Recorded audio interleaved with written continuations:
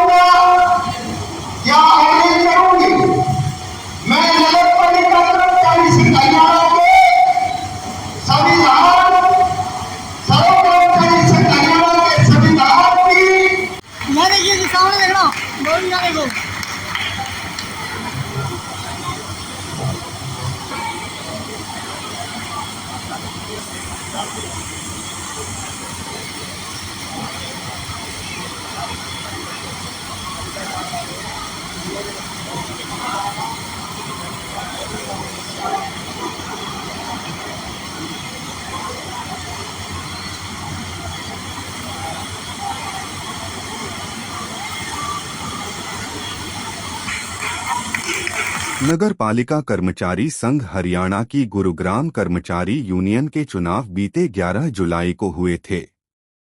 इस चुनाव में 11 मतों से प्रधान पद पर विजय हुए बसंत कुमार व उनके पैनल के अन्य पदाधिकारियों को आज नगर पालिका कर्मचारी संघ हरियाणा के राज्य प्रधान नरेश कुमार शास्त्री ने सुखराली सामुदायिक केंद्र में शपथ ग्रहण करवाई।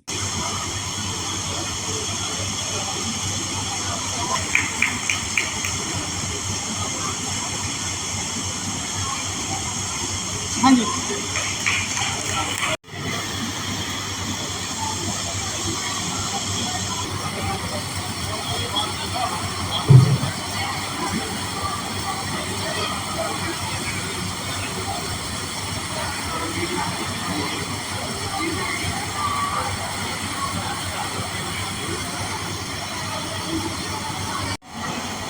जब हमारे क्षेत्र में पूरा हाल भरा हुआ था, नाश्ता करके भोजन लेकर के और घर के लिए निकल के माइक से ज्यादा अच्छा बगैर माइक की आवाज आ रही है।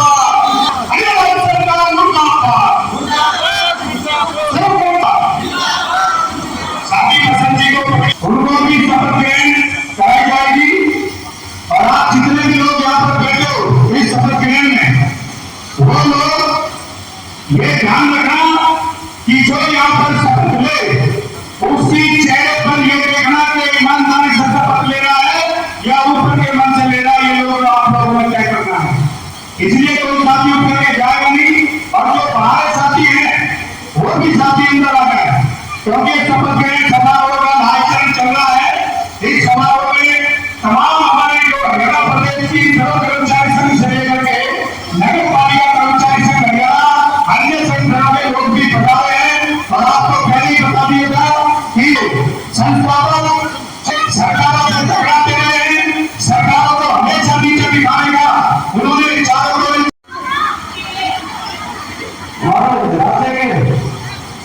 संघर्ष करना खाती राज्यपाल जी उनको अपनी बात में समाज में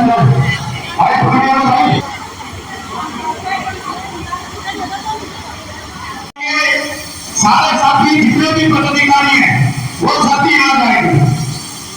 मेरे सबके नाम बोले हैं, कोई साथी रहने का, क्योंकि साथियों आपको पता है मौसम की खराब है, समय का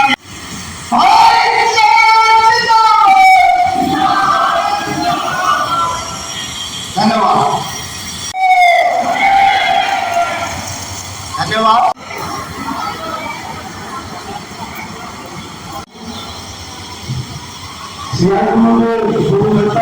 और यूनियन के महासचिव राजेंद्र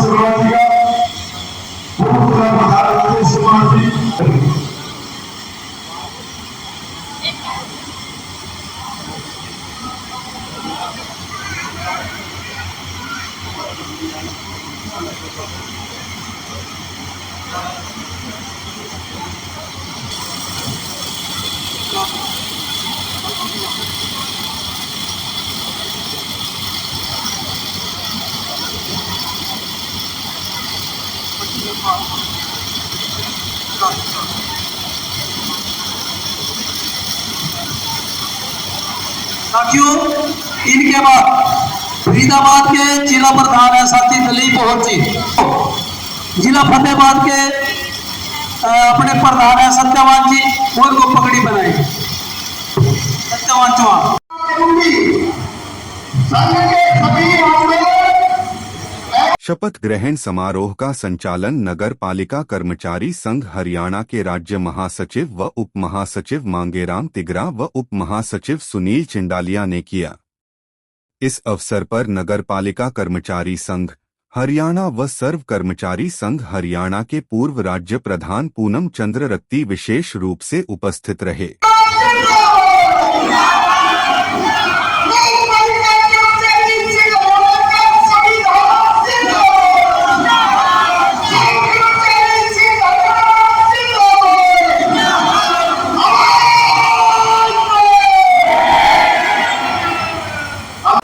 शपथ समारोह है, आप क्या कहेंगे, कहाँ के लोग आए थे, आगे जो आपका पैनल है कैसे काम करेगा? नगर पालिका कर्मचारी संघ इकाई गुरुग्राम का 11 जुलाई 2025 को मतदान द्वारा चुनाव संपन्न हुआ था, जिसका आज शपथ ग्रहण समारोह नगर पालिका कर्मचारी संघ हरियाणा की स्टेट कमेटी और मुख्य चुनाव पर्यवेक्षक राज्य अध्यक्ष नरेश कुमार शास्त्री जी की अध्यक्षता में शपथ ग्रहण समारोह था। और आज हमने शपथ लेते हुए ये प्रण लिया है कि हम ईमानदारी से नगर निगम गुरुग्राम के कर्मचारियों की जो मांग मुद्दे हैं, समस्याएं हैं, उनके लिए लड़ेंगे। और जो आज हरियाणा सरकार तरह तरह की पालिका कर्मचारी विरोधी नीतियाँ लेकर के आ रही है, उसका नगर पालिका कर्मचारी संघ हरियाणा विरोध करेगा। ये जो SWM पोर्टल पर सरकार ने तुगलकी फरमान जारी किया हुआ है कि पोर्टल पे हाजिरी होगी तो वेतन मिलेगा, अन्यथा नहीं मिलेगा।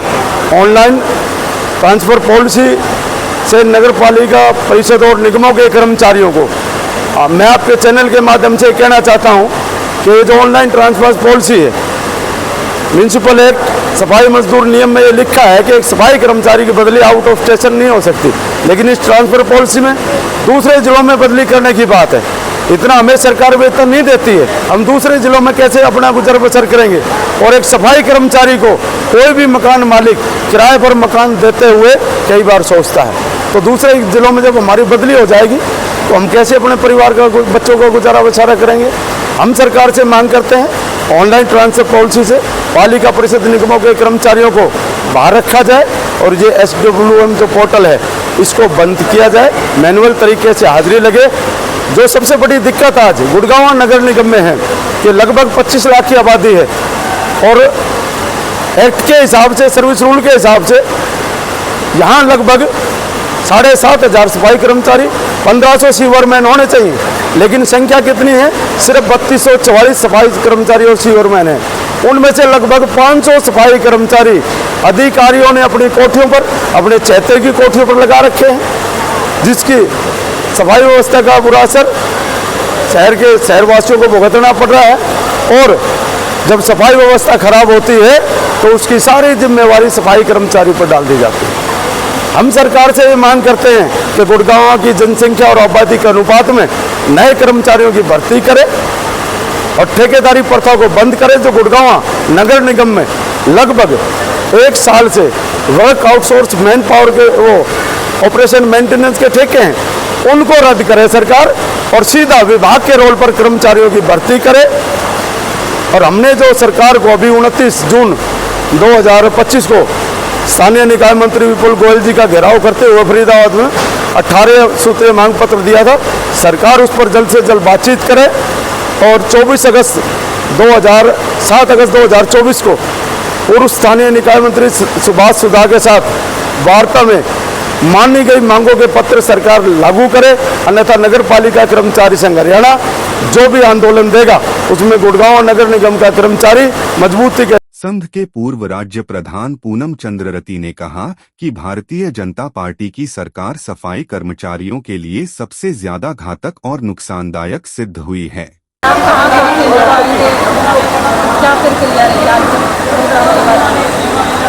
नगर निगम गुरुग्राम में 11 जुलाई को यूनियन का चुनाव मतदान द्वारा करवाया गया था। चुनाव में 19 पदाधिकारी तो बाई वोट इलेक्ट हुए हैं, चुने गए हैं, और 2 पदाधिकारी सर्वसम्मति से निर्विरोध चुने गए।